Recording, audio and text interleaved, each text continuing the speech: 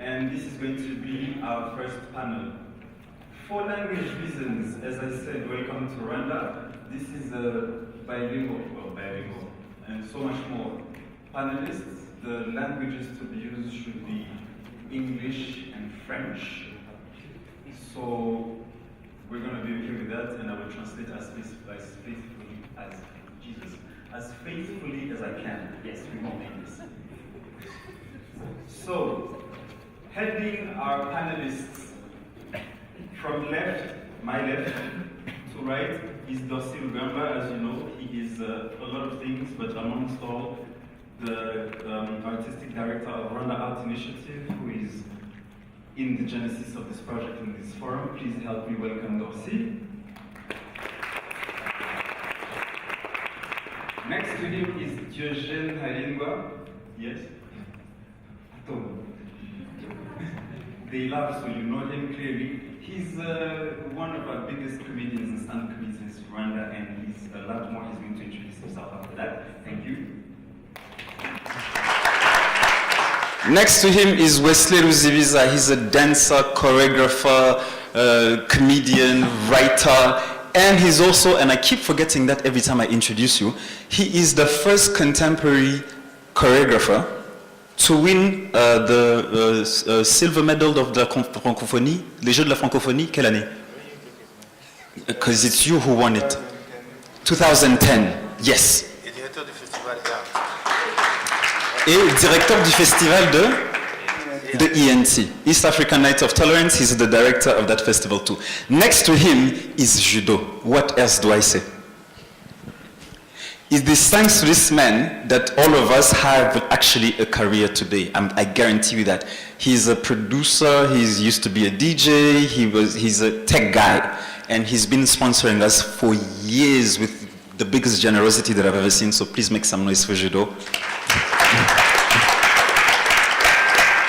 Next to him is Kivuru Horaoza. He's a filmmaker, actor, writer, and he's looking at me like, what? He's not, but you've acted before. No, never? You should change your Wikipedia page. Because it says you're acting.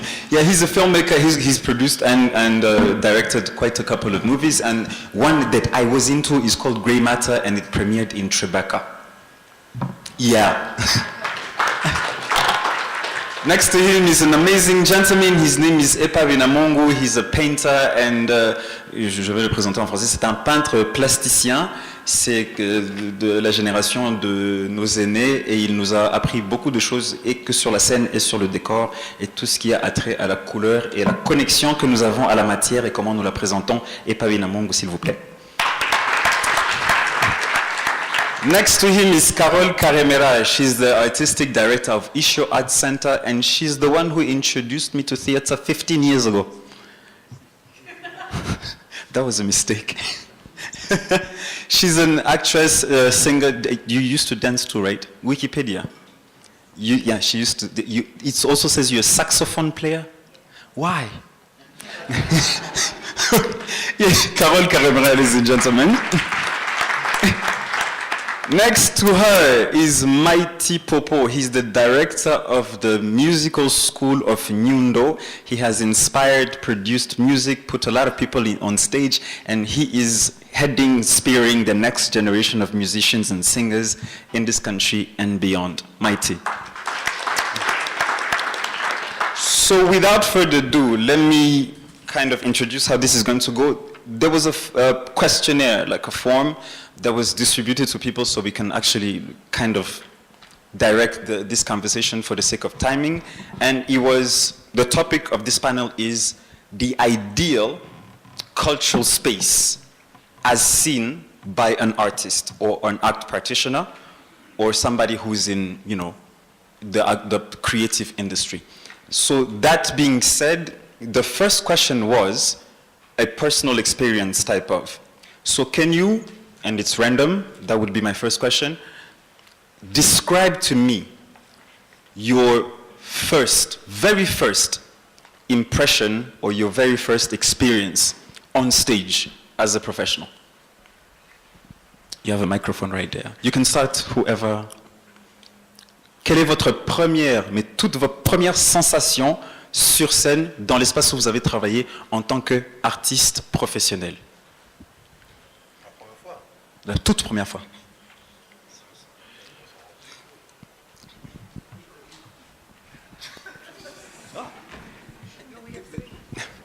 Okay. See, this is what it's like working with artists. Like, you wonder why government doesn't want to work with you. Like, seriously, you're a singer, you don't know how to turn on a microphone? He's not the tech guy.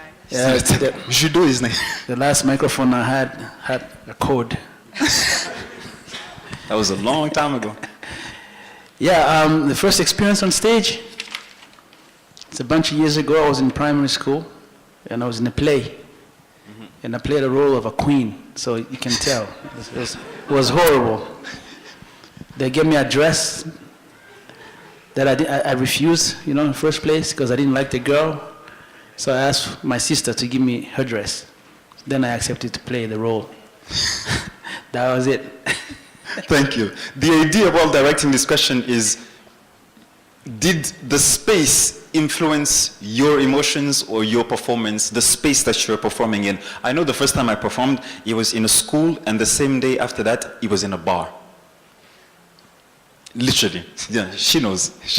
She knows. So somebody else? Who else? Quelqu'un d'autre? As a professional? As a professional, yeah. Okay. Is it different? The first time on stage and the first time as a professional, for me it's different. The first time as a professional, it was at the National University of Rwanda, Okay. Lodi, the auditorium, and I believe that the space really influenced my personage, because rehearsing outside and then presenting your work in front of a public is totally different. And then also the auditorium is a very how do you say it's a kind of a conventional space where you have the public downstairs and you are on top, and then you have to give whatever out that you're supposed to be giving. So yes, it really did influence my way of performing, because I was conscious that I was presenting something to a public that came to watch me. So yeah, in short, Okay. that was it. I'm thinking that the space actually matters, but give me your worst performance ever. Butare.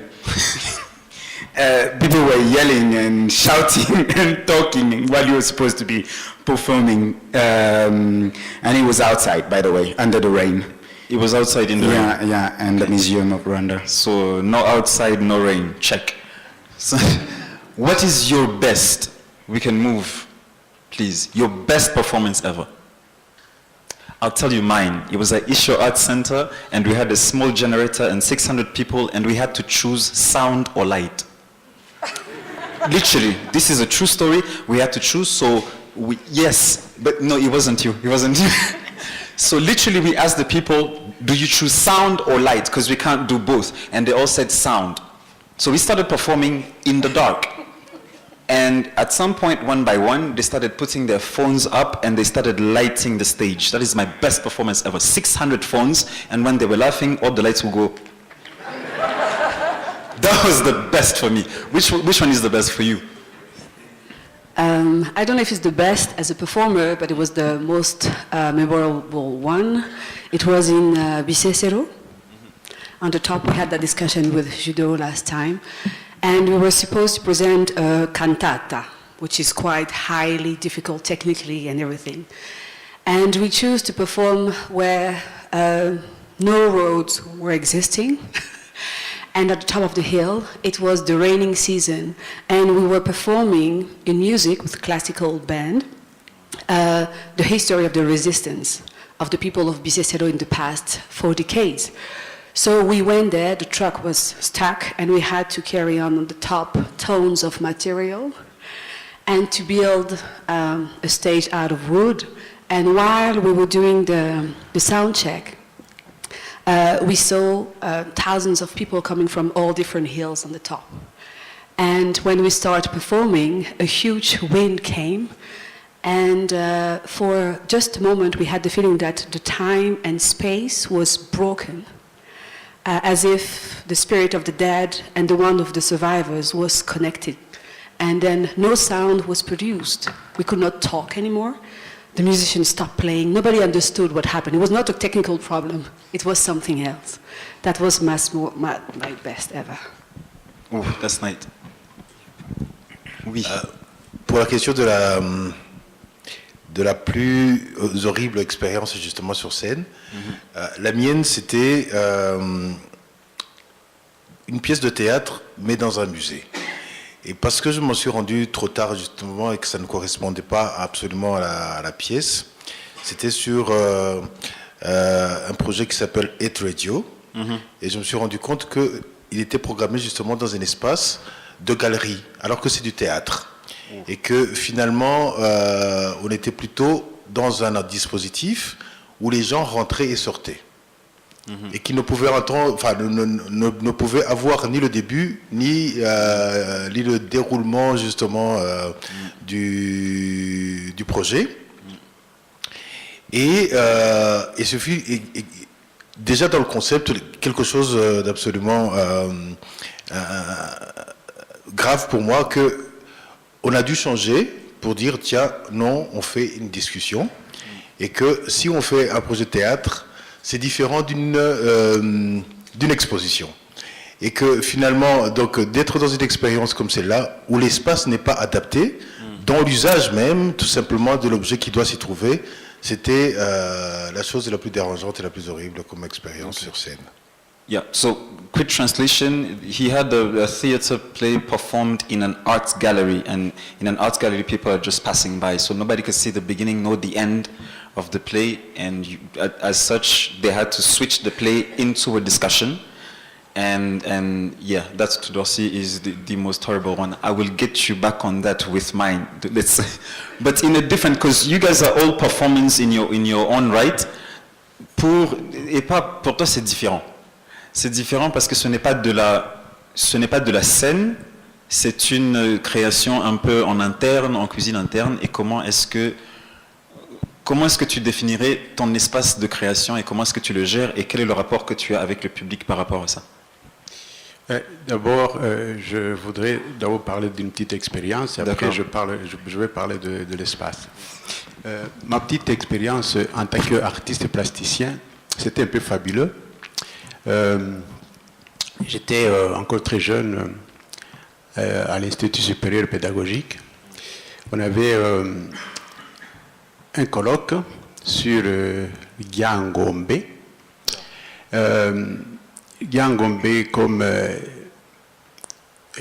un sujet historique, aussi de recherche à faire sur Gyangombe, une recherche scientifique.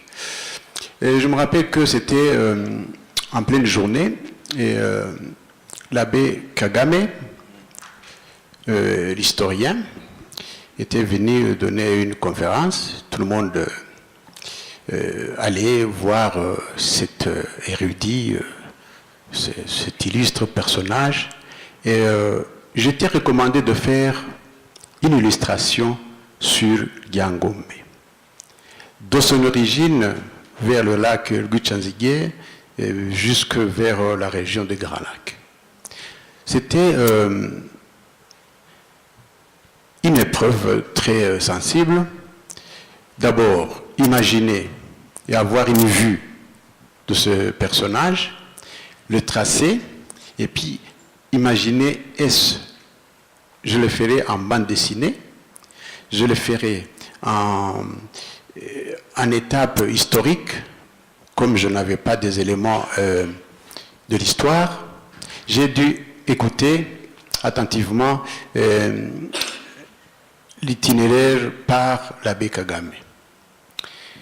J'ai déroulé une sorte de papyrus, tapis en blanc, feuille, et j'ai dû retracer l'itinéraire de cet illustre personnage culturellement rwandais, et puis aussi ce personnage devait avoir aussi des liens avec son origine, voilà comment est-ce que ça m'a un peu travaillé et puis imaginé ce monsieur, ses exploits et aussi toutes ces péripéties de comment il faisait, il avait des conquêtes, enfin, il faisait des conquêtes tout le long de son passage. C'est là que je me suis découvert d'abord artiste et à partir de là, j'ai commencé maintenant à faire de l'art comme moyen lucratif parce que j'étais applaudi et j'étais très jeune. Ça m'a gonflé un peu les épaules, pour les jeunes, ils peuvent comprendre. Et voilà. Donc ça, c'était d'abord ça comme idée de mon expérience en tant qu'artiste. Ma première vision d'artiste. Au point de vue maintenant, espace que vous me demandez, imaginez un individu, un monsieur, qui ne sait lire, qui ne sait ni lire ni écrire. Imaginez un monsieur qui ne sait pas interpréter les couleurs, c'est-à-dire savoir quelle couleur faut-il agencer avec cette autre couleur pour trouver une harmonie des couleurs. Quel est le monde, quel est ce monde, comment est-ce qu'il vit. Pour arriver à ça, j'ai dû créer un espace. Je me suis dit, autant créer un espace pour que je puisse inviter les jeunes, je puisse inviter les gens qui ont soif de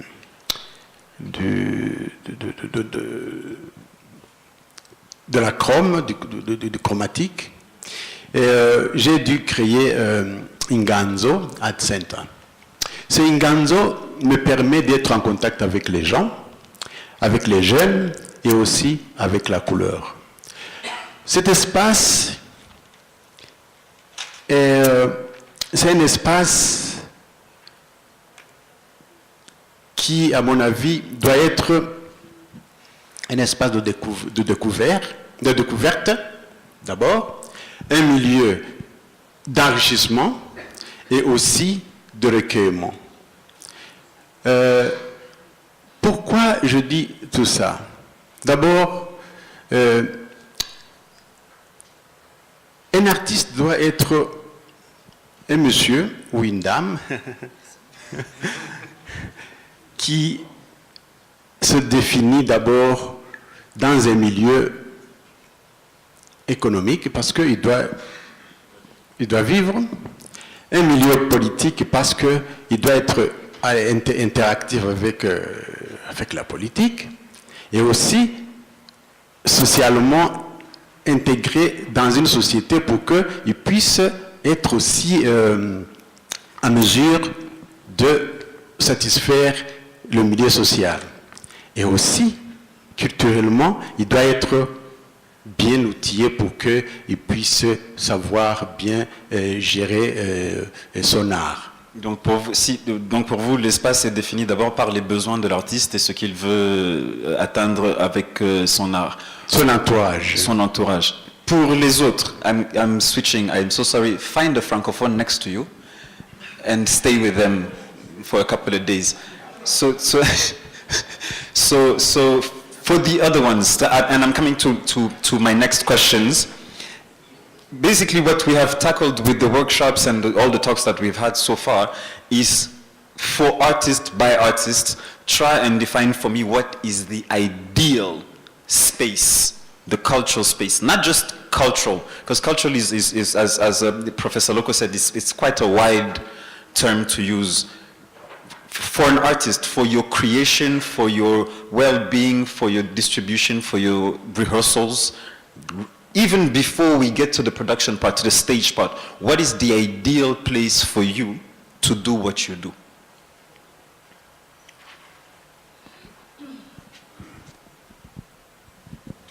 Thank you. That's a tricky question for an artist, the ideal place. I shouldn't have invited you guys this way. Because you really, to not go into jokes and things, for an artist musician, you need a space to perform. Okay. And which space is that? It could be a club, could be a church, could be a theater, could be a gymnasium, could be outside. Now, the space to create, though, it's a different ball game. That's everywhere, anywhere, depending on the inspiration. And how do you see yourself as an artist who can create? Are you complicated? Are you simple? Are you complex? So as an artist, if you accept who you are and you know where you live, you know the realities that surrounds you, then, I mean, you adapt yourself. Like we do in the situation over here, for example. You have to adapt and accept. We have a saying in Rwanda, in Kinyarwanda, intore ntiganya, shaka ibisubizo. So we adapt ourselves, you know. For example, in a situation with my students, pretty much what I'm telling you is what I tell them. You know, I'm going to give you some information that you can use later on, anywhere you are in the world. So, be in Wari. I'm giving you the tools, and a shapeless mass. You know, so make it what you want. I don't know if I've been too vague, but it's pretty much to be ready. You are ready to work in any situation, anywhere in the world. Okay. Yeah. So basically, we had a joke about that with Mika. We said, like, we're working like soldiers. That's why we call you guys civilians, by the way. Like, you guys will never understand what we go through. So, and this is what we're trying to explain. So, yes, please. Yes, I think Professor Loco says it. When we talk about culture, we talk about something which is movable and stable to be reinvented constantly. What is relevant today is dead the next day. So it's what we do as artists. We create something which is not really existing or is relevant for us for a while. So we say the ideal space, it's changing through times. 10 years ago with the other women, we're not enough women on this panel. Next time, please. Elles sont parties. We done 10, 15 years ago with the women of Ishio, we were like, why there is no performing arts center? And the ministry at that time say, is there any public for it? So we say, like, let's come back. We take the question and we go. So this is how we create a mobile space at that time, which was a library. And it was to open the children mental space, a space of imagination when you could, you know, enter and to connect with literature and have a space for storytelling, etc.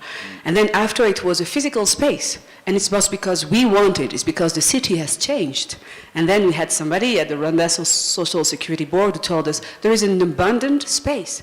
Do you think you can invest it? I said, yeah, if you can do a culture space, when you can have residents and when we can guarantee freedom of creation, because at that time it was not censorship, but all artists were working for reconciliation, to fight AIDS, etc., etc., etc. So it was only on command. So for us, the ideal space at that time was a space when you can freely create without any message to deliver, message, guidelines from donors or whatever, theme, moral, you know, etc., etc. So after that, the city has changed again. The master plan has changed, so they said, you have to close that building. We're going to destroy it and do something else. So we said, okay, what is the new ideal space for us? So it was the virtual space. We went online to promote African culture and literature, etc., etc. And then after that, we said, like, oh, now the Kigali city would like to open the car-free zone. Say, oh, what does it mean? It means that now we can invest the public spaces, which were not available for us at that time. So we said, let's go to public space, and what can we put in those public space which will be relevant for Rwandans today? Because before it was the theater of the genocide. So if we now artists invest those public space, what does it mean for the Rwandan citizens? How the police the army, people in charge of trauma, everybody was scared about what we're going to put in public space. So it took a lot of time and discussion and to convince them that it's okay, it will be okay, yes? And after the public space was, again, because in the absence of a theater, we don't have any public theater here in Kigali, I said, like, let's go to the private space, because the traditional culture in Rwanda, it's easier for us to take you to have a drink outside, to go to the restaurant, but it's so difficult to go into people's homes. This is the intimacy, and it's one of the most important things for Rwandans. We don't like to cross the barriers of the private and the public. And there is so many things that we don't do in public that we can do easily in the private room and space. So we say, like, let's go to people's home and transform their place, their living room, into theater space, and then see how difficult is it for them to cross the border and to come to see us in our art spaces, or even to go to a festival or something. What is the secret? Why it's so difficult for them to enter, to connect with us, artists? Do we look like like extroverty, or why do they don't think that they can have access to that? They think we're crazy. That could be, but sometimes we need to go again and again. And as we rebuild this society as artists, the IRD space will keep moving, because it's something that we try to recreate from ashes. So it's this IRD space for us, or for me today, will be the children's, to build a theater for the youngest audience, because we need, as artists here, we are the 40 and above, means the oldest in the country, that if we want tomorrow to have a culture policy, a status of artist, business sponsors for the arts, we need to start from scratch, and then start with the babies, and then when they will be policymakers or business owners, they will understand what art means, because at the moment, except Nyundo School, the music and the visual arts, there is no school for the arts. So how do we build a society which is culture sensitive, for which it won't be a question where art should be. It would be a need, yeah?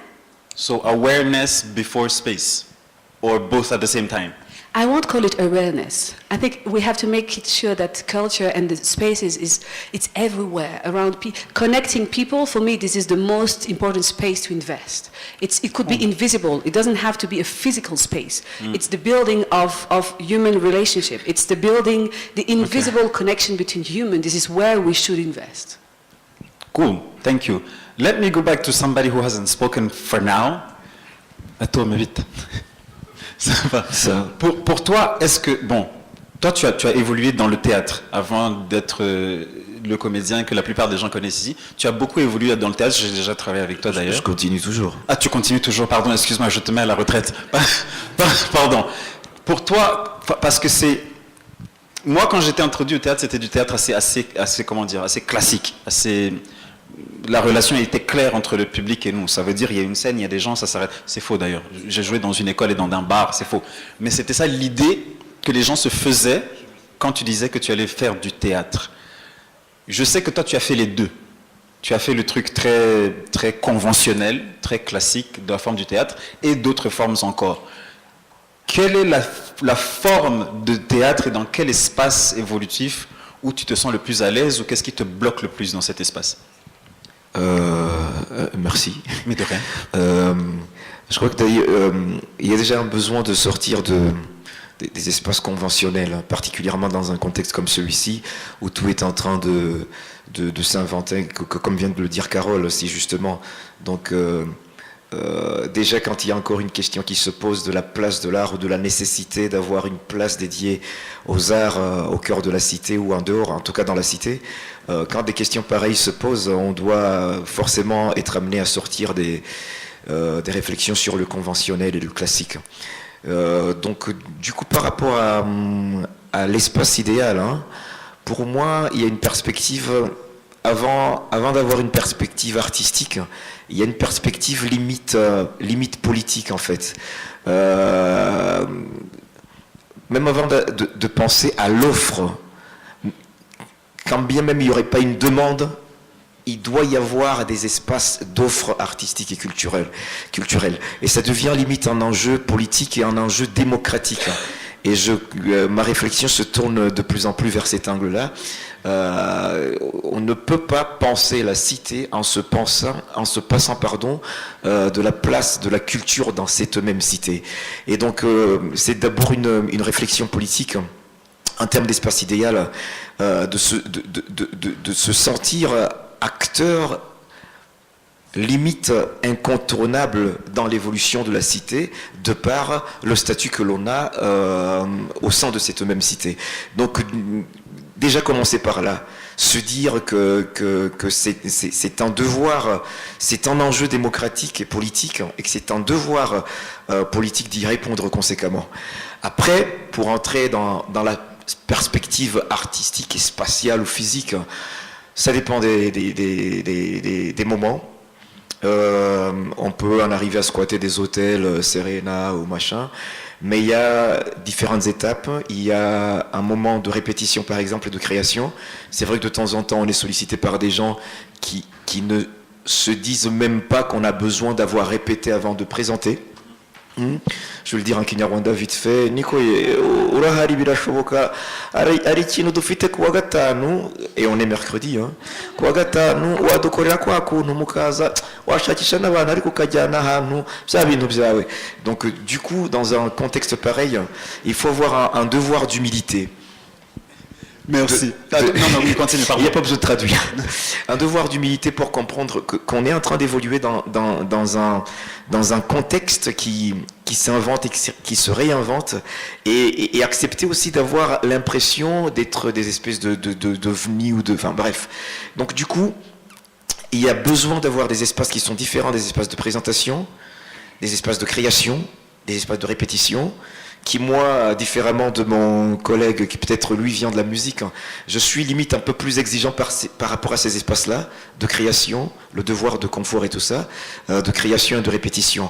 Après, je suis plus flexible par rapport aux espaces de présentation. Les écoles, ça devient des espaces de rencontre, la configuration, dispositifs scéniques, ça peut se discuter. Mais les espaces de création, pour moi, il y a un besoin et un devoir de confort et de respect mutuel. Voilà. Et je terminerai sur le fait que ces espaces, l'espace artistique idéal pour moi, ça devrait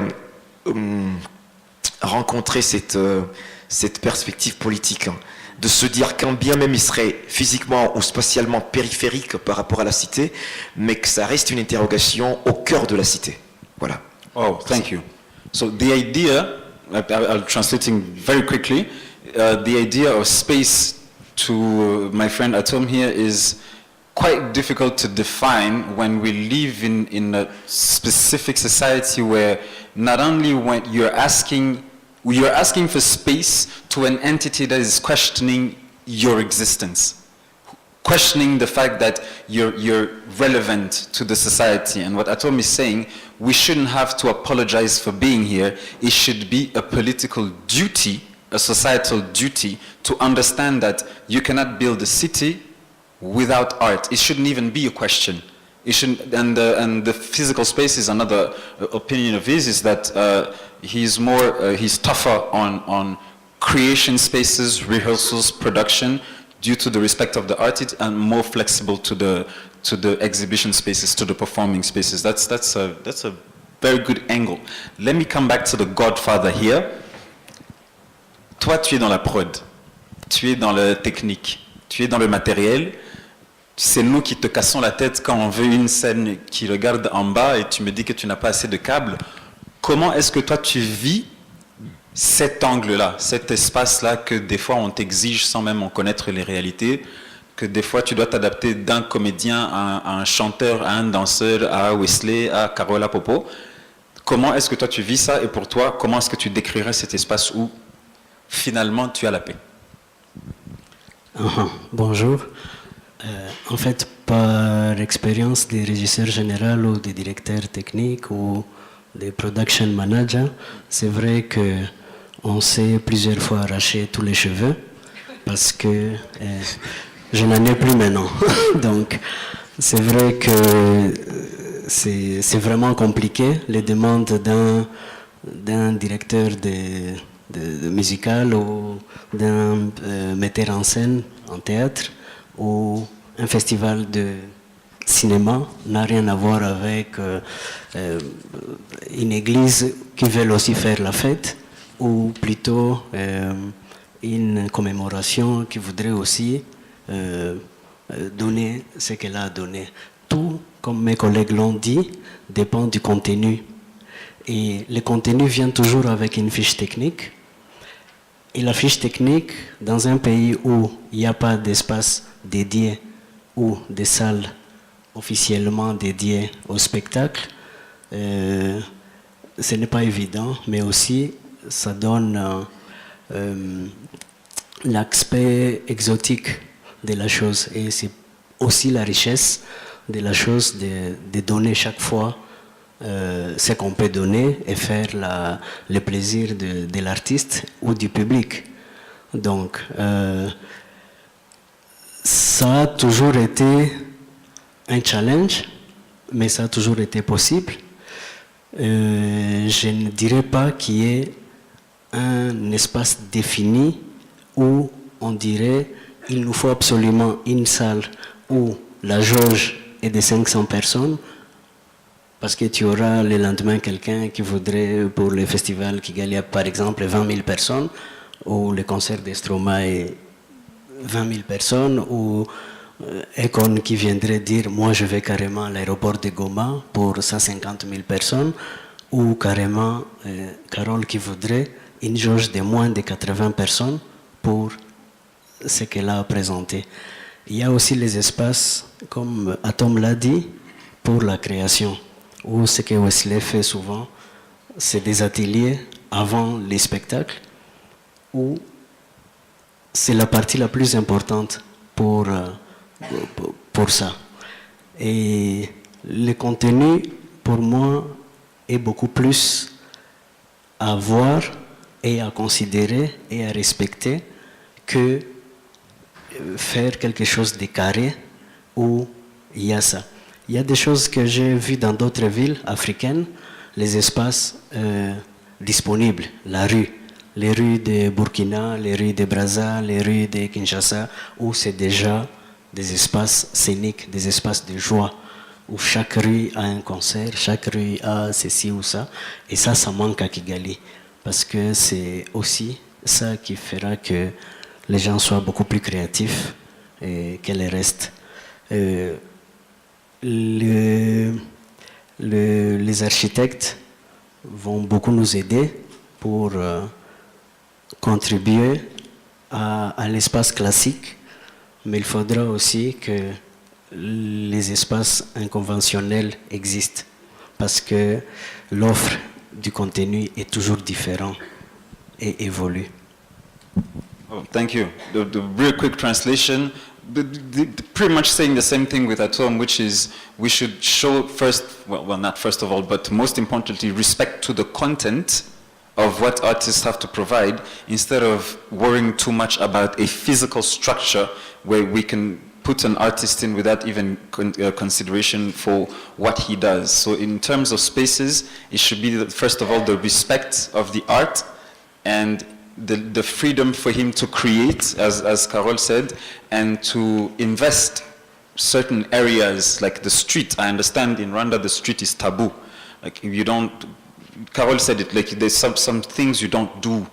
We don't even eat while walking. So imagine performing. Imagine like somebody. I heard that before. I was performing in a street somewhere, and some lady called my mother, and she was shocked.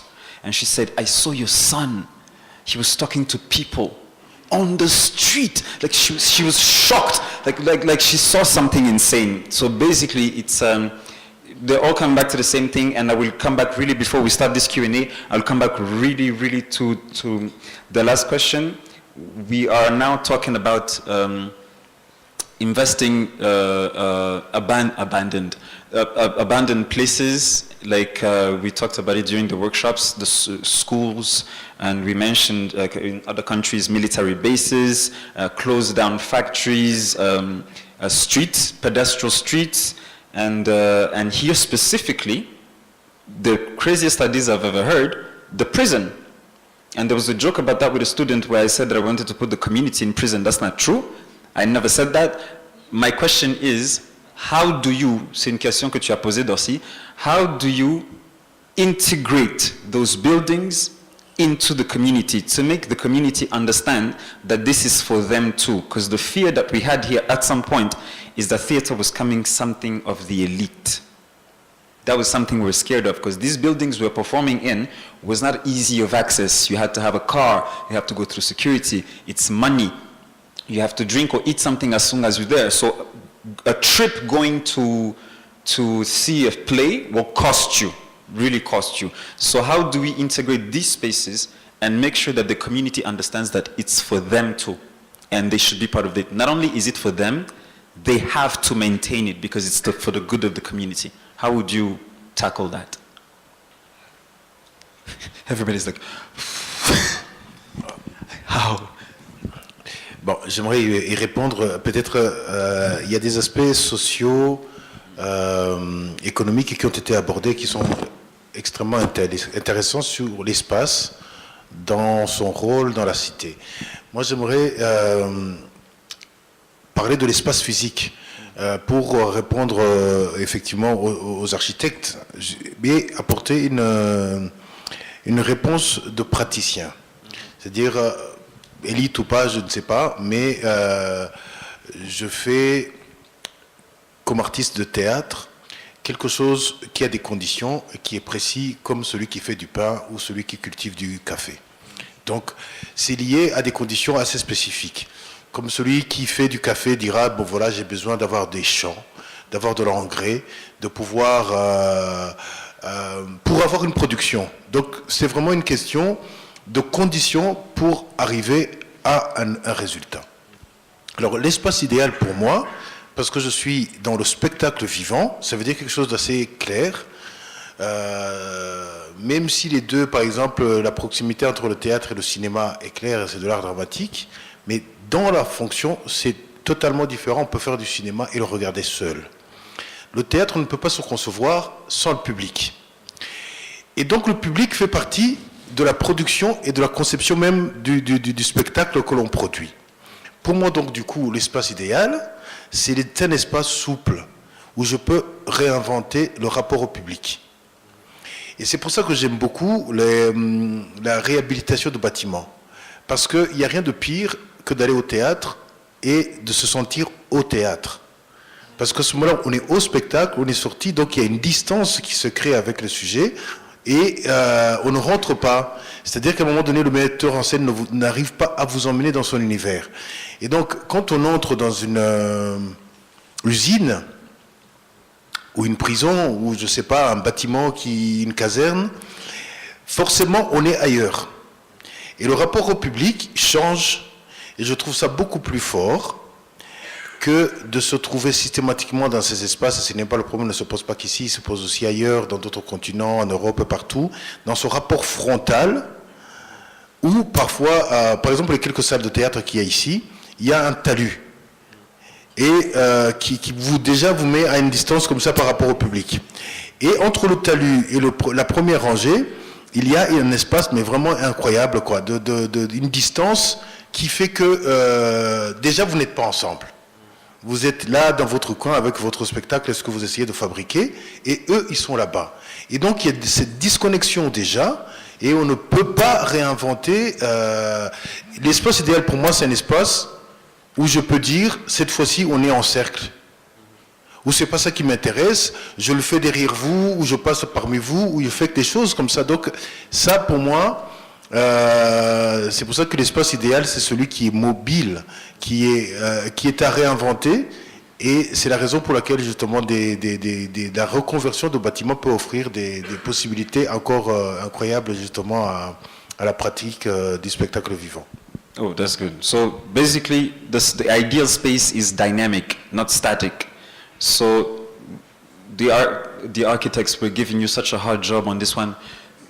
Build a building that moves, basically. That's what they're asking you to do. And you mentioned cinema earlier. I would like to come back to the filmmaker here. How do you define this, you? What is your relationship to that space? Darcy said you cannot make theater without thinking about the audience, without thinking about the community and the people. But you can make a movie and just watch it on your own, which I'm sure you have. You look like you have. So basically, how do you define that? What is your ideal space? How do you relate to it? How do you think it should be? And what is the relationship to the audience?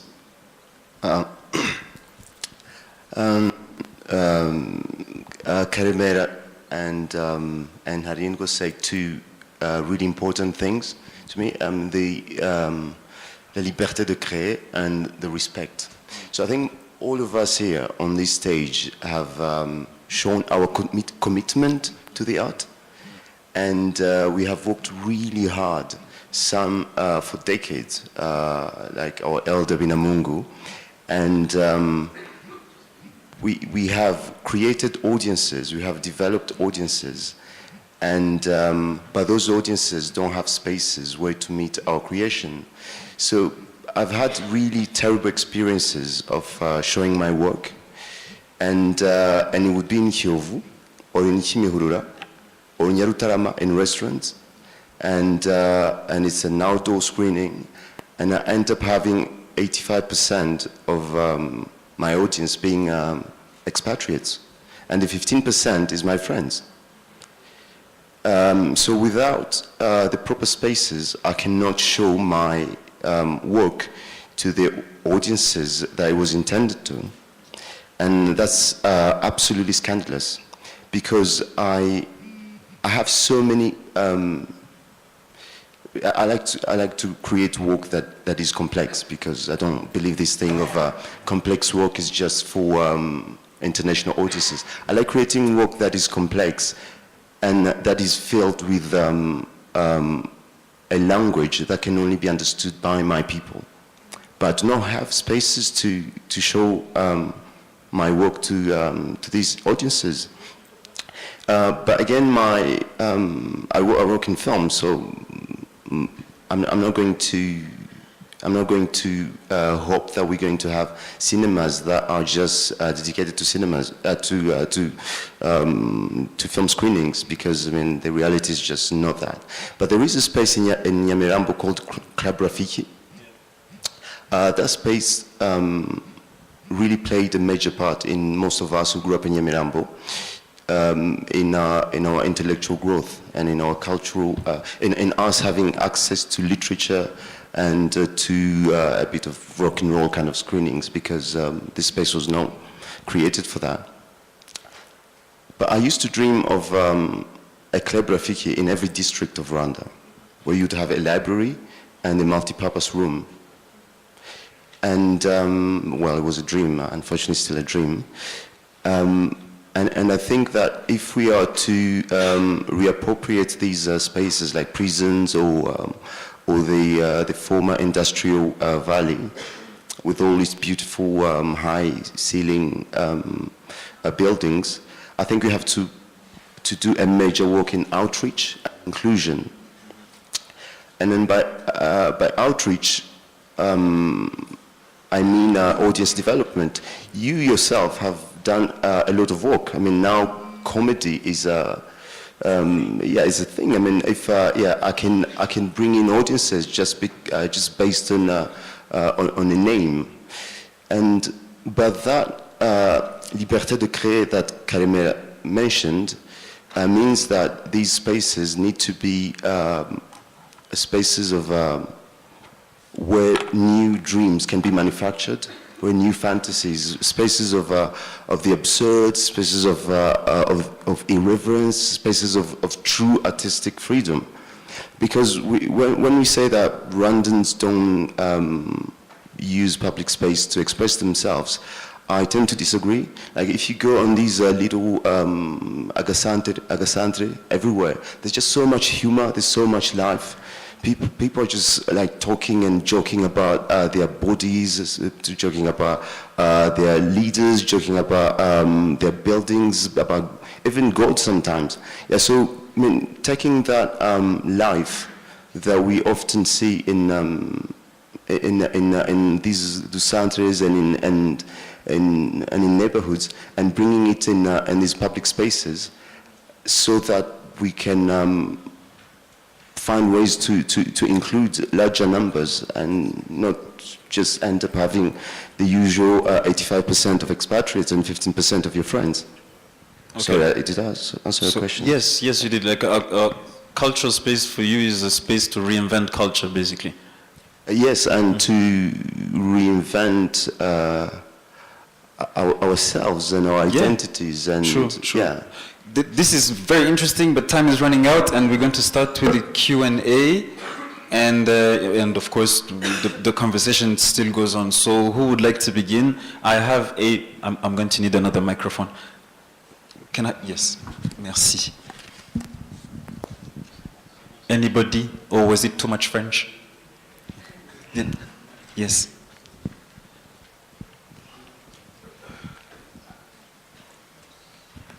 There you go. Oh, I must stay right here. Yeah, go ahead. Of course you stand up. What do you think?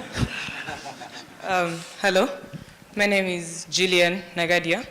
I'm a student from Uganda Martyrs University. So, country is Uganda.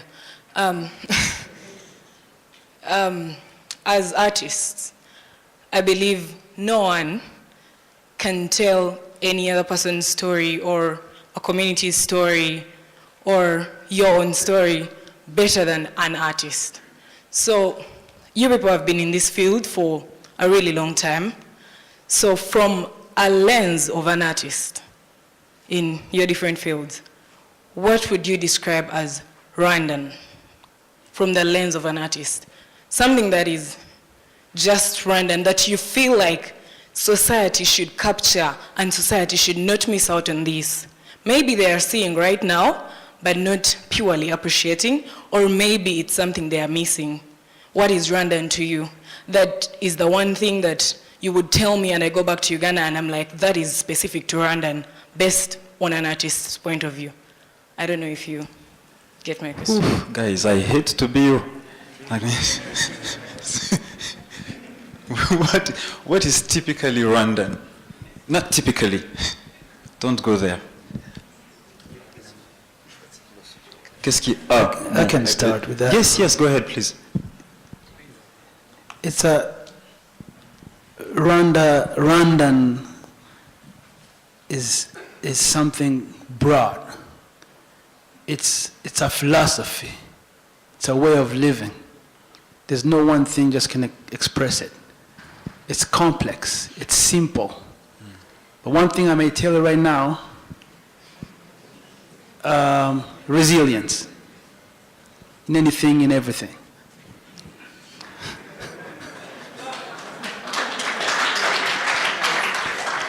Now I feel the Rwandans in the room. They're like, yes, it's us. Yes, anybody else? Are you guys done with the... Okay. Yes, please. J'aime bien la question, j'aimerais pouvoir y répondre parce que qu'est-ce qu'être un artiste rwandais? Non. Qu'est-ce qui est typiquement rwandais dans les yeux d'un artiste?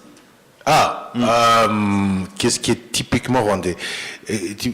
Typiquement rwandais, ça veut dire, c'est lié pour moi à la langue Ikinyarwanda.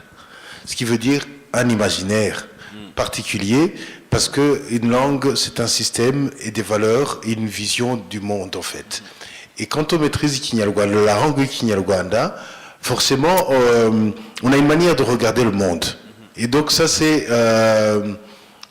fondamentalement. Sinon, il n'y a rien d'autre. Sinon, on peut être rwandais sans vivre au Rwanda, on peut être rwandais sans naître de parents rwandais, on peut être rwandais tout en étant d'une autre identité, mais ça, c'est une entrée dans un système de valeurs et de philosophie du monde. Et j'aimerais juste ajouter une chose, c'est que même dans l'idée, souvent quand on parle de culture rwandaise, on a toujours la tentation de faire la référence au passé, à des choses statiques, à une manière de s'habiller, de parler qui est une référence à hier. Or, même dans le mot Rwanda, ce qui veut dire agrandir, donc il y a déjà la notion de mouvement. Pour moi, c'est justement une vision du monde qui est en cours et qui s'adapte et qui évolue, et donc ce qui rejoint effectivement ce que disait Popo. That is good. So basically what is typically Rwandan for Dorsi is the language Ikinyarwanda. And yes, oh, definitely. Yeah, first of all, let me thank our artists, most of whom we know each other. But let me react to what our friend from Uganda has said. What is the characteristic of an artist in Rwanda is what you are to Uganda. And both of you dig deep down in your own values, in your own way of being, in your way of life.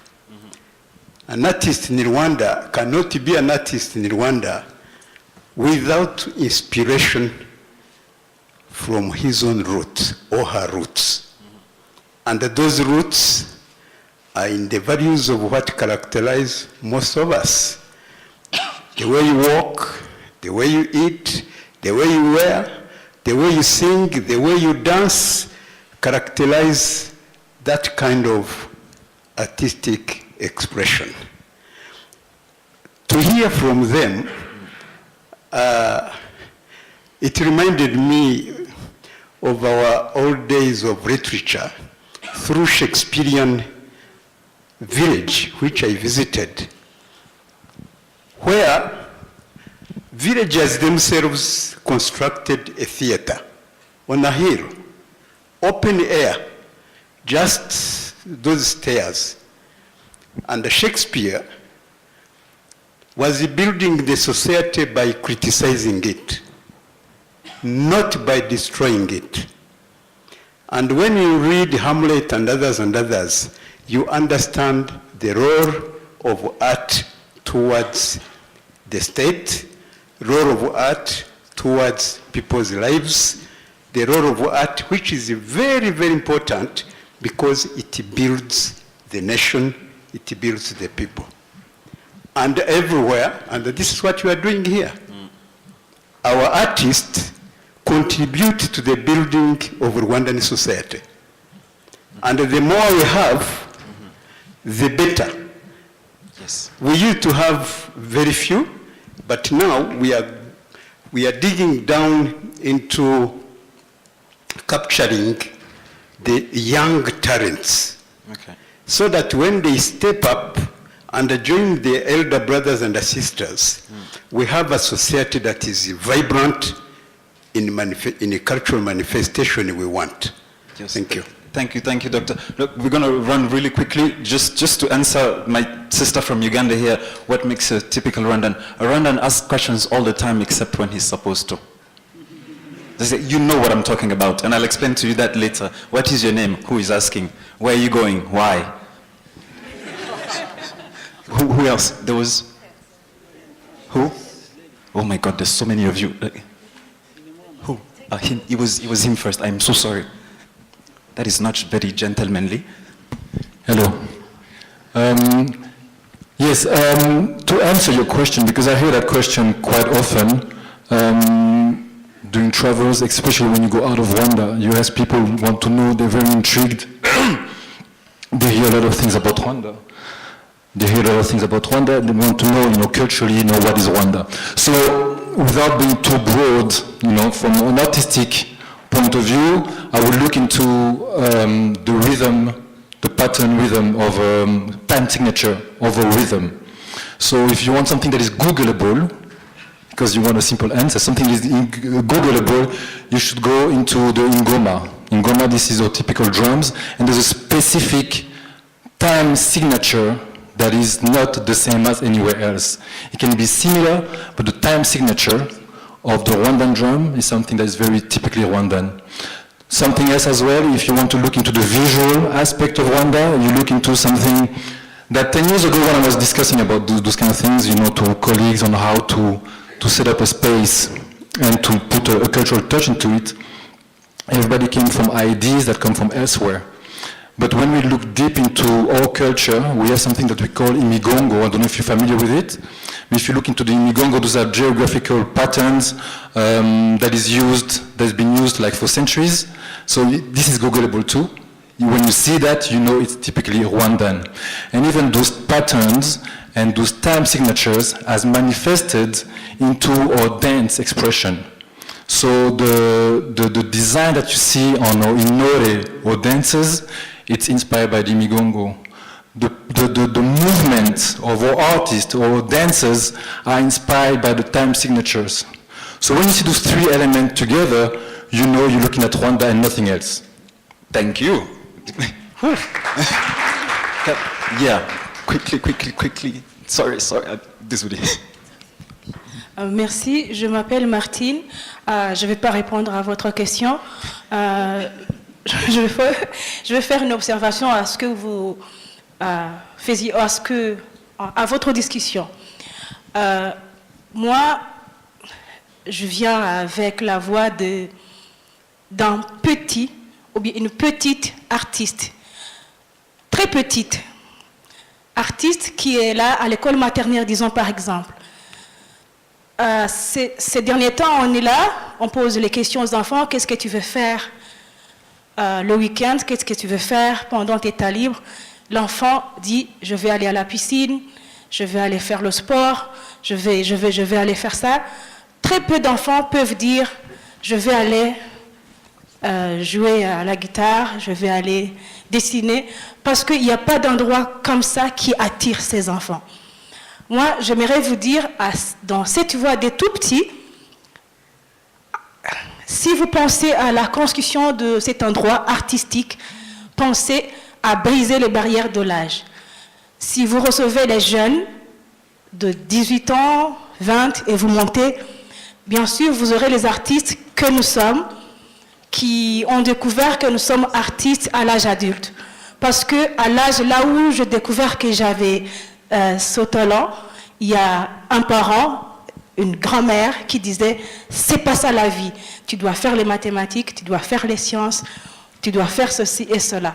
Et comme ça, quand je grandis, je découvre que je peux peindre, je peux chanter, je peux écrire un poème, mais personne n'a été là pour me dire comment me servir de tout ce que j'ai. Alors je me mets dans la société, je mélange tout, une salade de compétences artistiques, et là, j'ai du mal à confronter le gouvernement comme Hervé le disait. Il y a les artistes qui sont là, quand ils étaient jeunes, personne n'a été là pour eux, pour leur dire c'est comme ça que ça se fait. Tu gères comme ça, tu gères ceci comme ça peut te servir comme ça.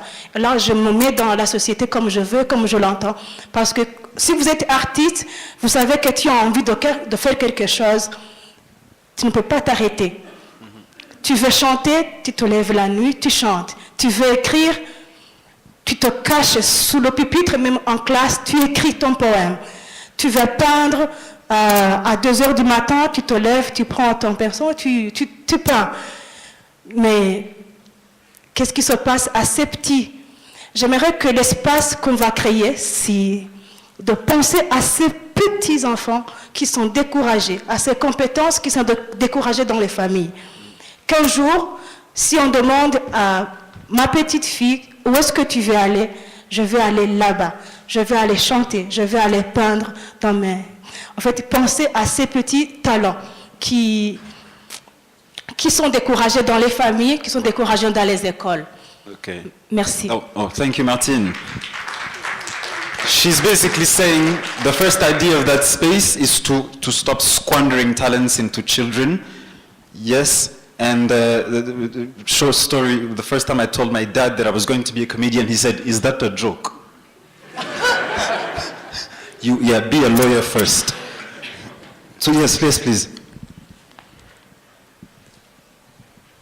My name is Stella, I'm from Cape Town.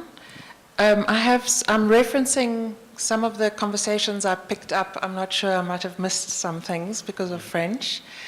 Much was said about respect for the art, and more important than the physical space, and also dynamic space. And often in architecture, when we talk about theater spaces or art galleries, we appreciate the architecture that stands back and that becomes a backdrop for the artist. Okay. So the question is, what about buildings like the Bilbao or the Guggenheim in New York, and Sydney Opera House, and in Cape Town we have the Zeitz-Mocker, where they are artworks in themselves.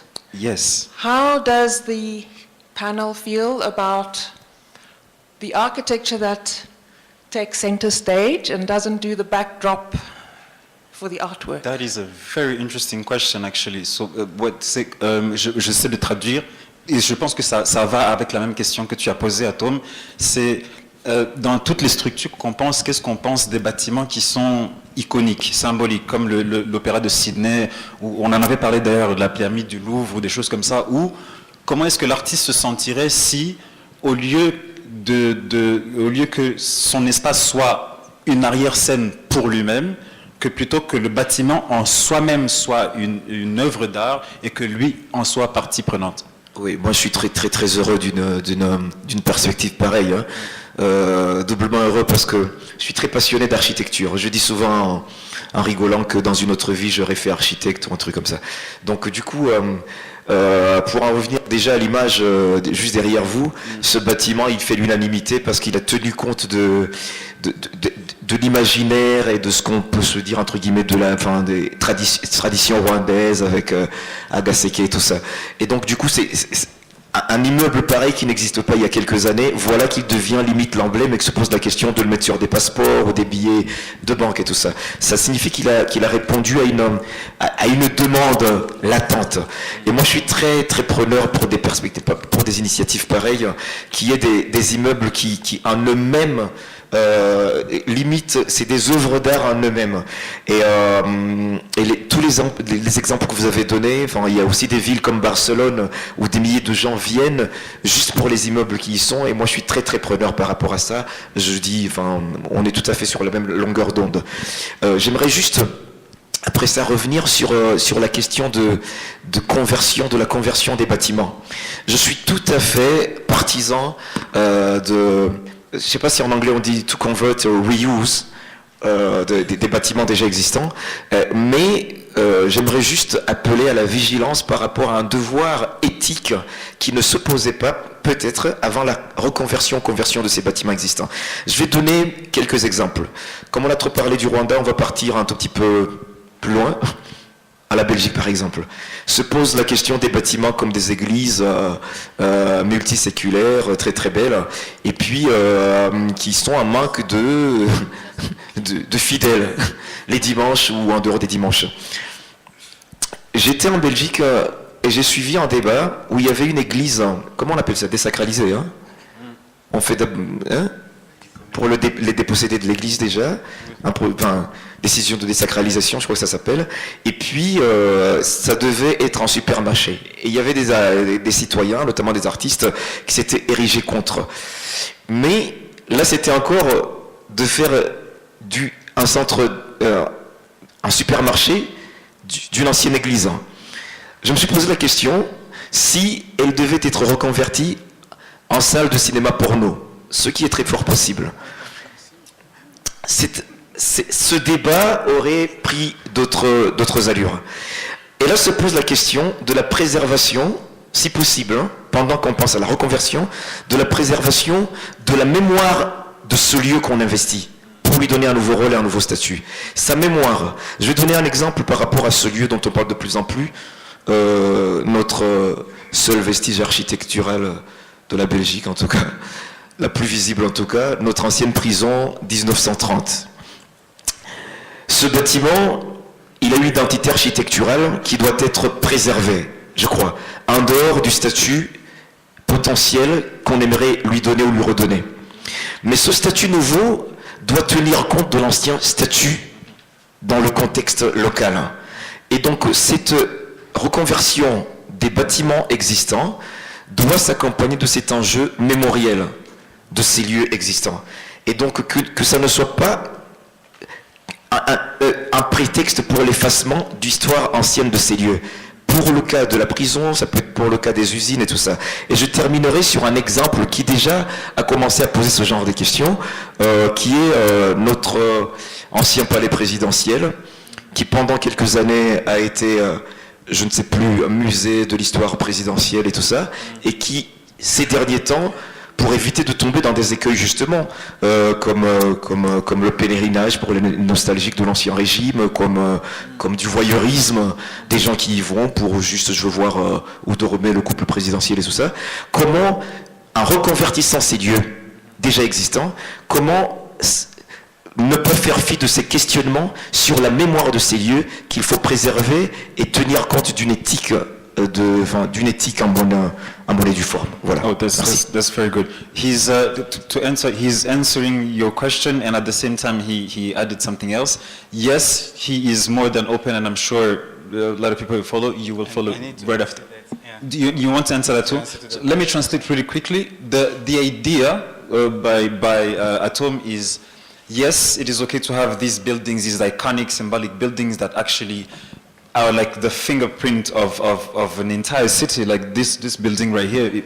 It was not here a couple of years ago, and now we're talking about putting it on passports or on banknotes and stuff like that. So that is absolutely like a great idea to run by. And the second thing that he was talking about, the conversions, the rehabilitation of these empty spaces that we are talking about, it poses for him an ethical problem in the sense that even if we do reconvert these buildings, we must not take the architectural memory and the historical memory and the questions that it arises from the building. So if, for instance, in Belgium, there's a church that the Catholic Church gave away and they wanted to turn into a shopping mall, and people had a problem with that. It would have been the same problem if they turned into an adult cinema hall or things like that. So even if we talk about the prison and trying to reconvert it in what we want it to be, let's make sure that we never forget that it was a prison and it has a history, and that being pretty much the most visible, if not the only one, architectural legacy of the Belgian colony at the time. So whatever we do with these buildings, let's not convert them into giving way to amnesia, into what it was before, or to it will become something else. So yeah, that's pretty much that. We run to. Yeah, I'm just going to answer that question. Yeah. As for me, in terms of having those iconic building like the Sydney Opera or the Paris Opera, in Kigali, for me now, it's not really important, because what we need first is to have space where public can come in. We have the convention center and nobody has access to that place. People can go and I don't know which artist can afford and pay that space in there. What we need first in Rwanda is, and it's also answering the question of ideal space, it's a space that is close to the public, like Center for Art or studio in a different neighborhood of Kigali. We don't have that. We always have to reinvent space every time. In my own case, because I run a festival, and I've been running it for the past 8 years, and every time I have to reinvent spaces that are not theater or not even studio. Like sometimes I'll go to gyms, sometimes I'll go to bars, like Carol as well, go to houses and perform there. So the ideal space are needed, like the static one. Even if we, after creating, we can go and take it everywhere on the street or in the market and everywhere, we first need those space to exist, like studio for creation. A normal studio with wooden floor would be great for dancers, and a studio for theater performer, and different little center. Answering also your last question of how do we get closer to the public is by bringing the space to the public. I mean, most of the time when we think of a theater, we think of these huge and wonderful places that are expensive to actually take care of. And at the end of the day, we're not even able to pay for everything, for the technique and for everything. So for me, I have those small examples, like where we went to perform in Kinshasa. It's in the middle of the city, and chez Israel, Kinshasa. And it's a house that has been transformed into a theater spaces. And you have all the public from around the neighborhood coming in there. So this is a better example in how to bring the public to what we do. like if I have a house in Nyamirambo that I transform into a studio or a small theater of 50 places, just for starting, and then people are paying 50 francs to come and watch a play, that will be a beginning. And you know, like reinvesting spaces, houses, and it's also coming back to the idea of Dorcy, going to these different places that we can retransform, like bars, that, you know, if we put ourselves together and you know, just creating small spaces. Endroits là où les gens savaient, people knew that they can go to issue and watch a piece of theater, a piece of dance, and the music. It was a rendezvous, like a static rendezvous that people can go and watch, that we don't have in Kigali. So I don't see the point of building operas in big houses where people cannot afford to come and watch plays or music when we don't have the basic already. But she said iconic, not expensive. But iconic is expensive, I'm sorry. No, it's not. No, not necessarily. It's a conversation. This is a debate. Yeah, and yes, please, can I just have that? This conversation is very interesting, but please remind me for lunch break. As you see, I don't eat much. So you have to remind me. Okay, thank you so much. My name is Vichwa Mwilambwebondo. I'm a visual artist and director of Kin Art Studio in Kinshasa. I'm from Congo. But my English is not so good, but I'll try, you know, to explain more in French. It'll be better for me. Ok, ma préoccupation est celle-ci. C'est bien, je suis à Kigali, c'est ma première fois d'être là. Et je suis content pour votre invitation et de Kathleen. Et moi, quand je regarde le Rwanda en dehors, je ne suis pas ici, je suis au Congo ou ailleurs, je vois l'image positive que le leader rwandais Paul Kagame essaie de nous faire rêver par rapport au Rwanda, qui est vraiment positif, que je trouve intéressant. Et moi, j'apprécie ça. Et de votre côté aussi, vous êtes des artistes, vous êtes là, vous êtes des opérateurs culturels. Quelle image que vous, alors, de votre côté, vous vendez du Rwanda? Parce que regardez la scène internationale, posez-vous la question, où est-ce que vous vous situez comme artiste ou opérateur culturel? Quelle est votre contribution? Parce que c'est bien l'État rwandais, le président fait que les gens puissent voir le Rwanda d'une autre façon, mais vous, comme artiste et opérateur culturel, c'est quoi? Quel est votre apport? Quelle est votre présence dans la scène artistique régionale et internationale? Si vous vous posez cette question, ça va vous ramener aussi à repenser la question de l'espace. Comment s'approprier cet espace-là? C'est bien de voir des espaces qu'on vient de citer, tous ces musées-là, c'est bien, mais vos espaces à vous, c'est quoi au juste? Comment repenser ça? Comment travailler sur ces espaces-là? Comment interroger ça? Comment aller vers ces publics-là? Il y a Carole qui a évoqué le projet qu'elle a fait, aller vers des familles, que je trouve intéressant. Prenez une autre démarche, aller vers ces publics-là, essayer de construire une forme de relation, et c'est comme ça qu'il y a des renaissances, il y a la naissance de jeunes talents, de jeunes artistes, parce qu'il s'est dit, mais tiens, il y a des modèles, il y a des gens là, qui sont là, qui rêvent. Moi, par exemple, je suis du Congo, il n'y a pas de musée d'art contemporain, il n'y a rien. Moi, mes vrais musées d'art contemporain, c'est dans la rue. Et quand j'ai commencé à faire mes performances, je ne me suis pas posé la question, c'est quoi l'espace où je vais faire des performances? J'allais au grand marché de Kinshasa. Les gens me considéraient comme un fou. 3 ans après, j'étais connu comme artiste, juste parce que je faisais des performances et les gens me respectaient, ils connaissaient ce que je faisais. Et je fais rêver d'autres jeunes qui disaient, je vais faire comme toi. Et je crois que c'est aussi une façon de s'interroger. L'Afrique ne doit pas être toujours dans cette position de réaction, non.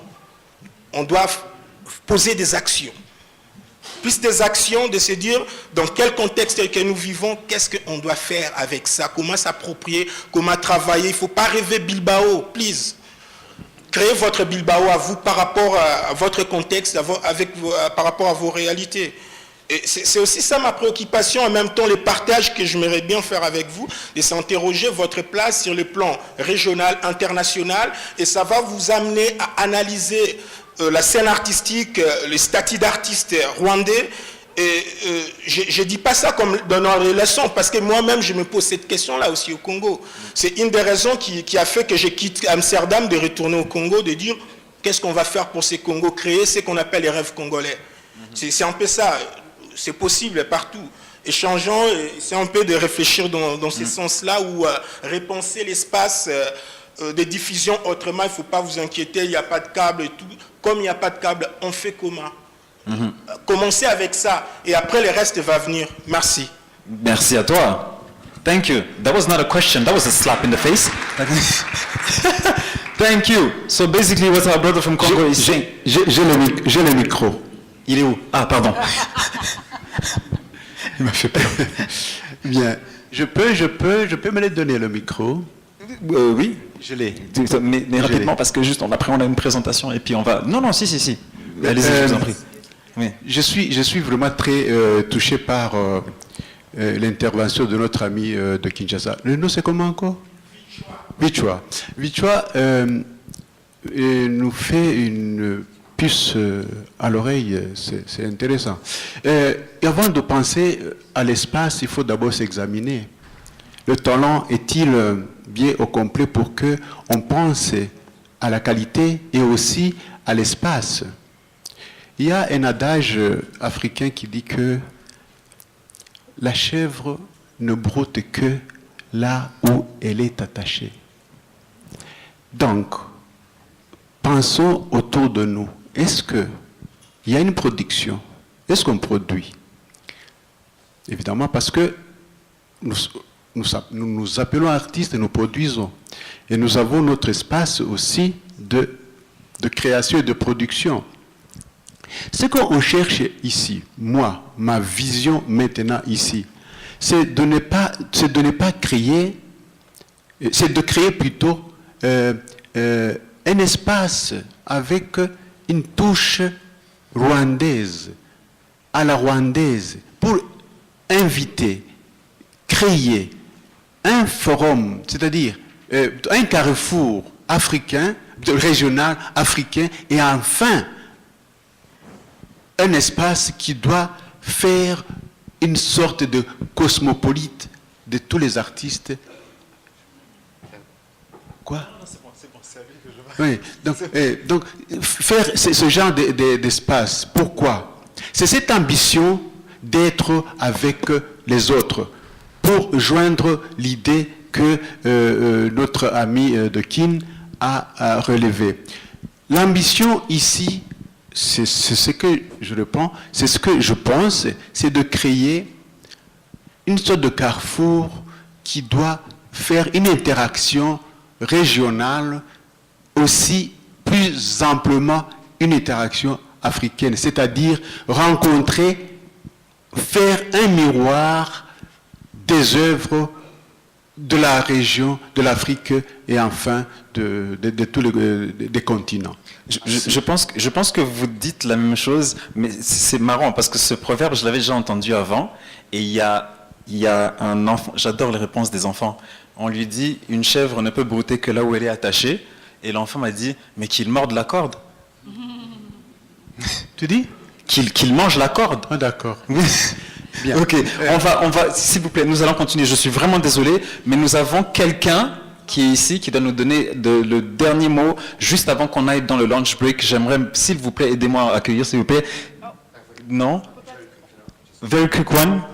Yeah, that's what they say. Here too? Yeah, j'aimerais répondre à Vichwa. Yeah. Okay, so I have no doubt that we're going to create more spaces because we have become a nation of builders. We build things here and we build them really quick.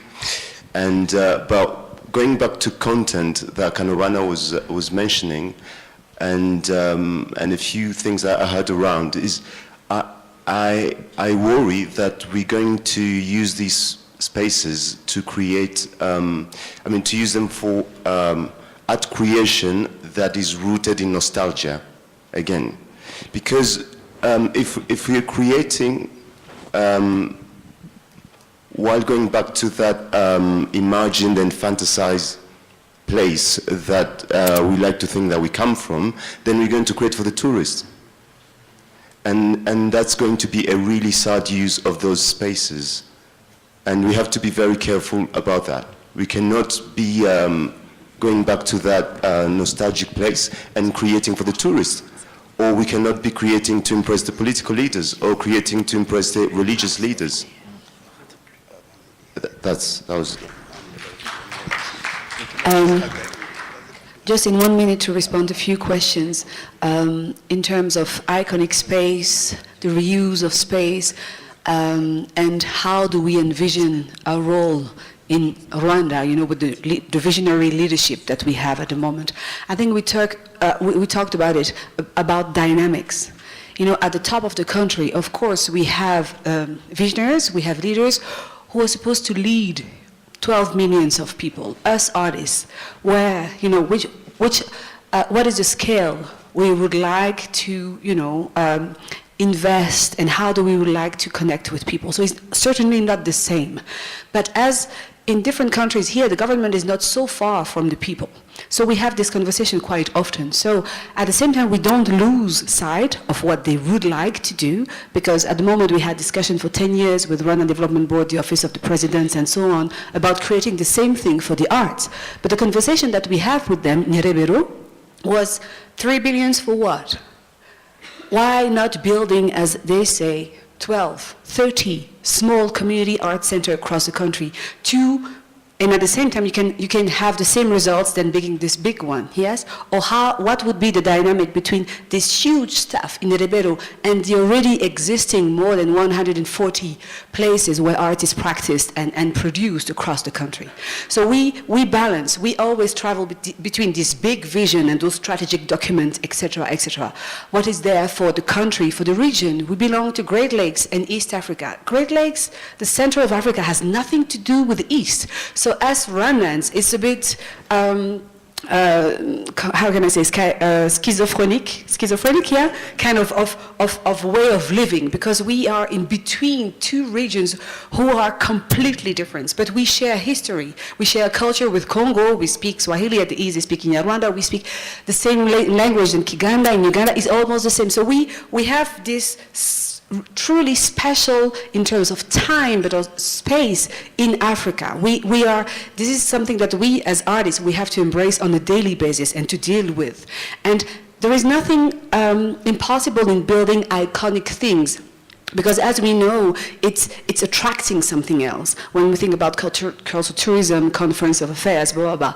But at the same time, how it should not pull out all the resources, which are already little, to not say no, none, for the culture thing. So how do we often go back to the big dream of what Rwanda could be and what is really there, to avoid to lose 1, 2, 3, 4, 5 millions of people on the way? That's, I think, where art is, the space to invest is there. How do we make sure that the entire population is following that, listening to his own rhythm or to her own rhythm, while the vision is there, something that we would love to touch one day? What do we touch on a daily basis as artists? This connection, these way and, you know, return things that we do on, you know, every day. Thank you. We're gonna have like really, I am so sorry, like time is running out. I'm so sorry. She's looking at me like, really? Okay. It's because you're nice. Thank you so much. Good morning. I'm Princess Marilyn Douala Mangabel from Douala Art in Cameroon. And I just want to ask us, je vais parler en français and maybe translate a little. Je voudrais nous demander de faire l'effort d'être précis dans les termes que l'on utilise. La question, quel est l'espace idéal, est intéressante. Mais lorsqu'on parle d'espace, est-ce que l'on parle d'un local? When we are speaking about space, we must be precise. Are we speaking about a venue?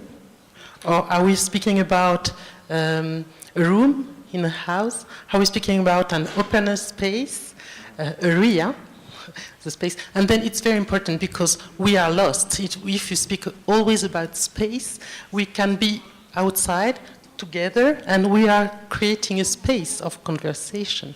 So it's very important to be clear on what we want to put on. Il est très important d'être clair sur ce que l'on veut précisément dire, de quoi on parle. I have finished. Oh, thank you. Thank you very much.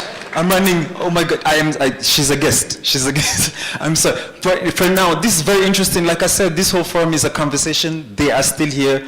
Please feel free to talk to them. And right now, please help me welcome to the stage Christian Renimana. He's our very own architect, and we're very proud to have him here. And I will let him. I set you up here. Thank you. Please, a round of applause for the panelists. This was very, very interesting. And while he's setting up, the ones of you with badges, you shall be ushered to lunch, if I'm not mistaken, right after Christian's presentation. Please enjoy, and I'll see you at lunch. Thank you.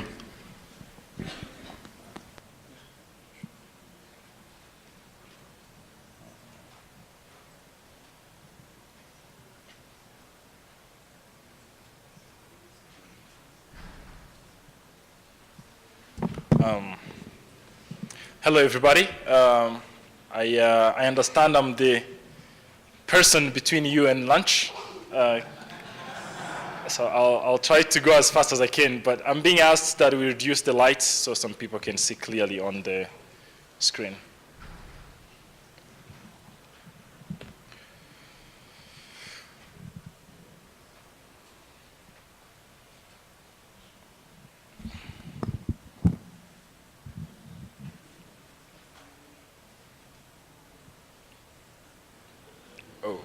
Okay.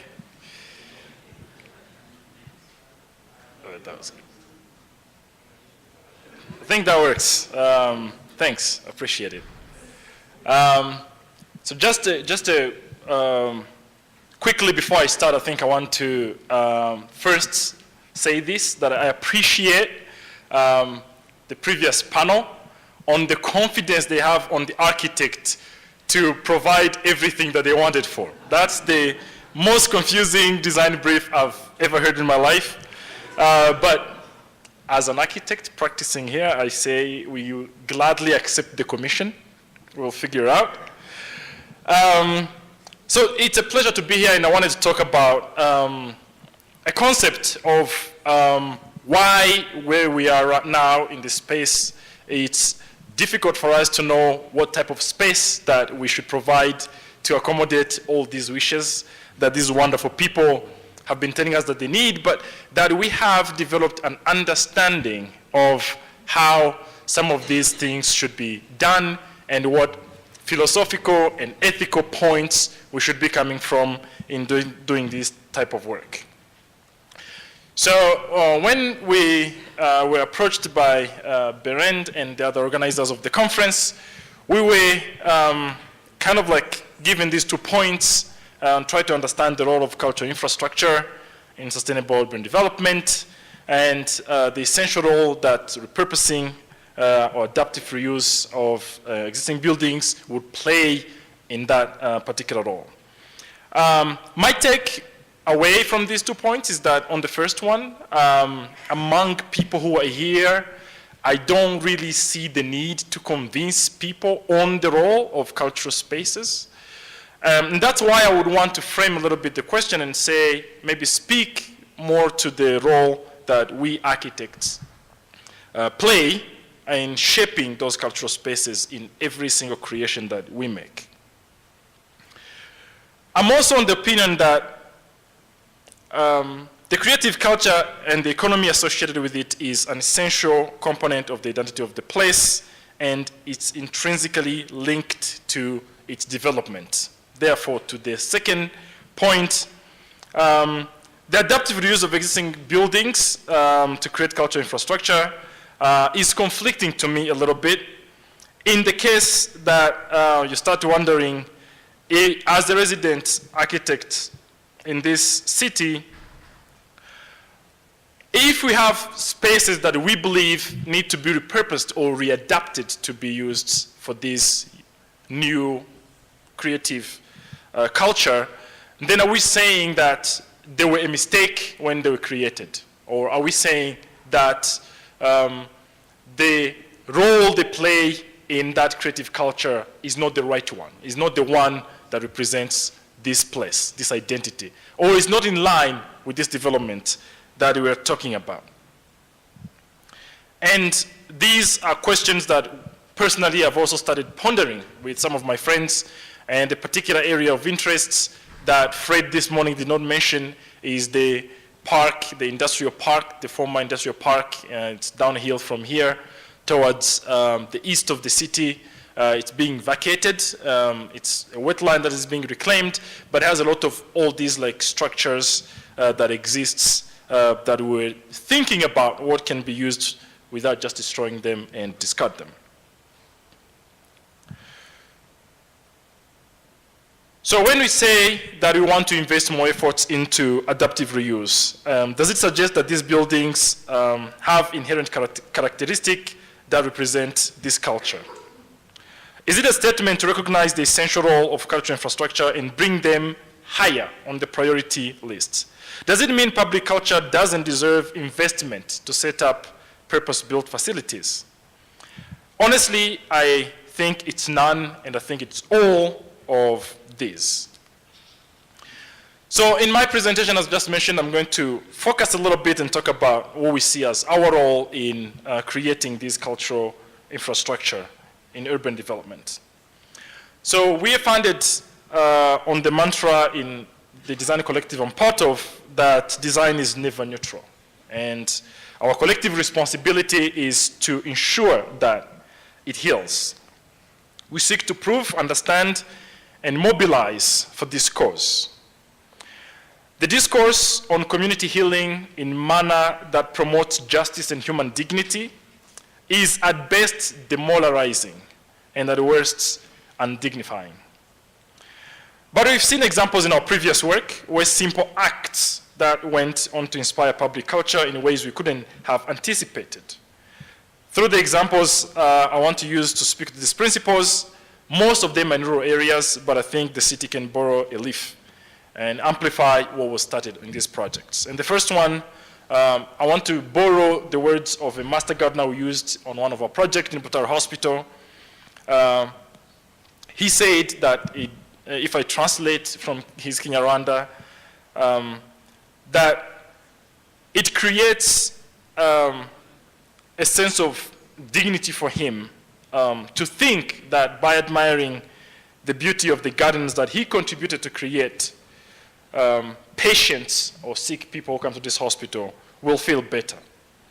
I think what Jean-Baptiste is trying to tell us here is that when our work is only meant to serve people we are working for, it's not enough. We have to strive to produce work that in turn also inspire us to be better people and transform us to be better citizens. This is probably my favorite. We designed a neonatal intensive care unit and operating theater at one of district hospitals in the east of the country. And the reason why this one is my favorite one is because it talks about weddings. If you know enough about this country, you will know that we take weddings very, very seriously. But also it's because I have a personal linkage to this space. The time we're designing this space, we insisted to try and change it from a very clinical, very sterile place, because we fundamentally don't believe that childbirth is at its core a medical condition that needs to be treated in those conditions. And we wanted to figure out a way of creating some sort of public spaces around it. And personally, I worked on these gardens. There's a 5 meter to about 6 meters difference between the building above and where we're building. And we wanted to create a system of retaining walls that create like some small gardens where people can hang out. And at the time we went onto site, we found that the survey that we were given to do all of this work was off by 80 centimeters. which is a lot on making the stairs and ramps work. So I spent countless nights trying to redesigning everything and revamping it. And I think hearing a nurse saying that she will take her wedding photographs in this garden, I'll have to say, hands down is the biggest compliment about our work that I've ever received, and I think it remains so in many years to come.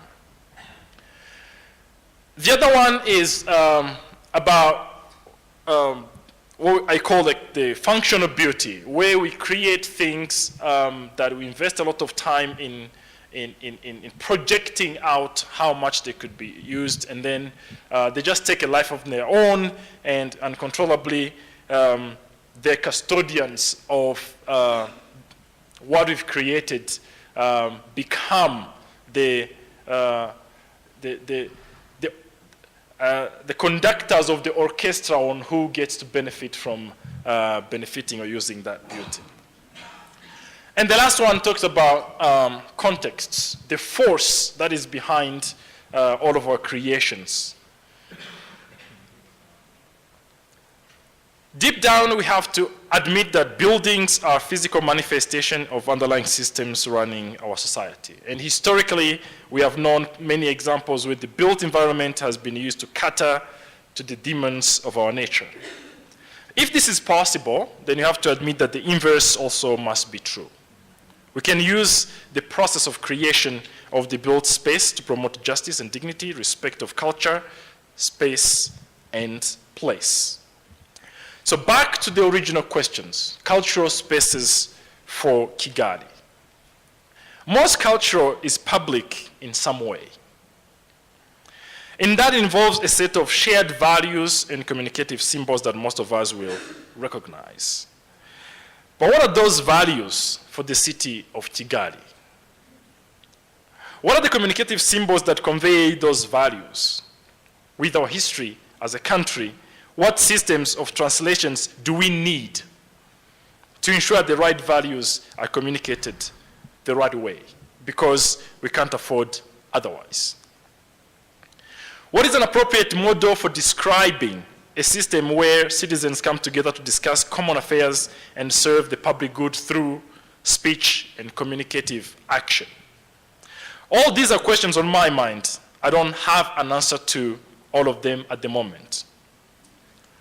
The model we are most accustomed to in the other metropolitan areas is that low rent, big and flexible spaces have been used to cater for these spaces that we are talking about today, cultural spaces. But we all know the trend. It started with an industrial space. Post-industrial era comes, the space gets abandoned. Artists and other people who squat in those spaces move in. They make it hip and cool. And then all of a sudden, gentrification begins and they are evicted. So rather than doing that, I think in this particular case, I would advocate not for cultural spaces for Kigali, but understanding Kigali as a whole, as a cultural space. I'm on the belief that the cross-disciplinary culture dialogue that is needed is the one where we set the goal not to create cultural hubs within the city, but make the entire city space canvas that spark innovation and support creativity. And this calls for all involved in shaping the city to always remind ourselves in what is it about Kigali that characterizes the city's public culture, and what spaces, political or socioeconomic, digital or physical, that promotes these values. Who among those acting in shaping these spaces need to be involved to make sure the right questions are asked and appropriate solutions are provided? What happens when we are successful, and what happens when we fail? And can we afford to fail? I am on the belief that we need to develop a broader view of the creative industry, their use in strengthening our society and the contribution to the growth of the nation. This is not only an argument about the identity of this place, but the new models of economic growth. The creative economy is the sum of all the parts of the creative industries, including trade, labor, and production. And as of late, the clear dividing line between producers and consumer of content, as some of the panelists have said before, is disappearing. So the culture and creative sectors should be considered as a forerunners of new dynamics, forms of economic activity, as the society moves from being an industrial society to an intellectual one. The creative approach to solving tasks is becoming an important factor of competitiveness, and creative cultures should not be less important. So with the understanding that space and culture are inextricably linked, the culture and creativity should be essential in the urban construct as drivers of development. Unfortunately, in the resources-limited settings, the discourse around urban development seems to be hell-bent on focusing around the speed to which it can be done and at what financial costs. The financial cost of creating space being a limitation to planning, implementing, and maintaining space that fosters creativity and the economy that goes along with is a sensible question, obviously. But the other question that should be asked, however, is can we afford the cost of not developing a climate that is more open to creative minds, good architecture, and creative industries? What is at risk here?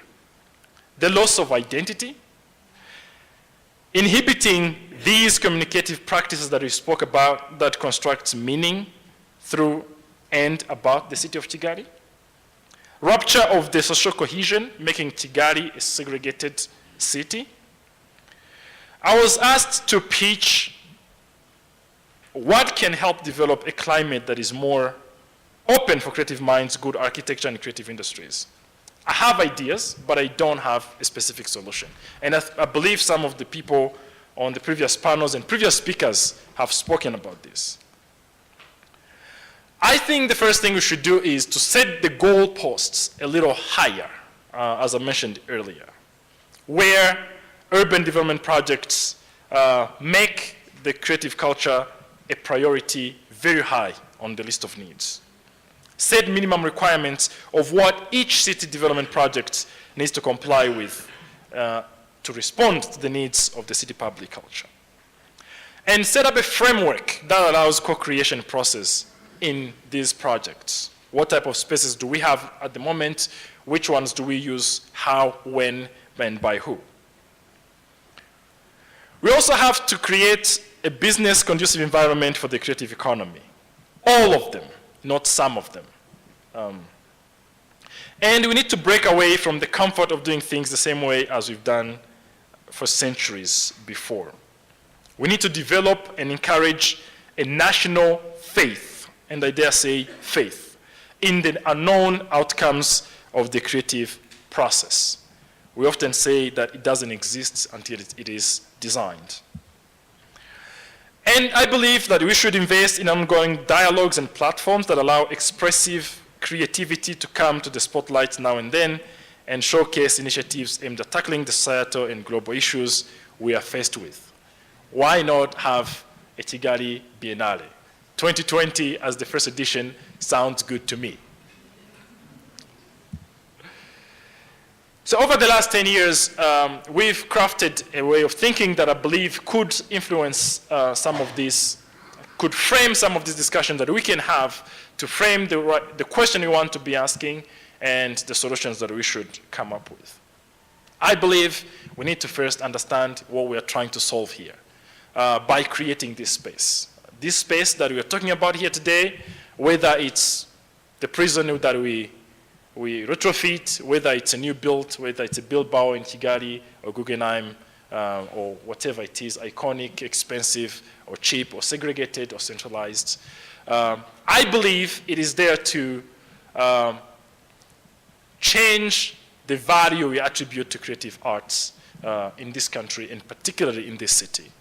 And the solution that we provide or we offer should be in line with that. And we should all be on the same page about what we are seeking to achieve. The architecture as the outcome of this process should be the decision balance, a balance of decisions that we make that provides the best solutions to answer these questions. As some people also have suggested, the contextual characteristics of Rwanda as a country, of Kigali as a city, and of the arts that are traditional to Kigali have to be at the center of all of these decisions and discussions. And not only that, we need to understand the scientific proof and monetary impact of our work, we also need to understand unquantifiable, intangible value that our work creates. In our work, we encourage that we should always strive to understand how our contribution make this space a fair and beautiful world.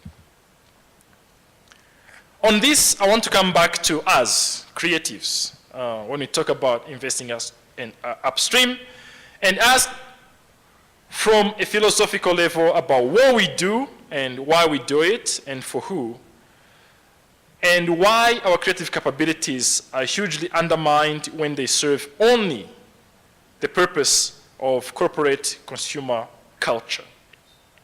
What cost to our humanity does such a culture brings where the product of the creative process is commoditized and accessed to a limited number of a select few who can afford financially? And this brings me to the last point where I started talking about beauty and justice. Our work is not just a matter of beautiful creations that obviously make us better human beings and contribute to our involvement, but it actually should be a fundamental right that everybody deserves in whatever shape or form. Thank you. That's my presentation. Thank you. Thank you, guys. Thank you again. And as we reach the final of the first part, thank you.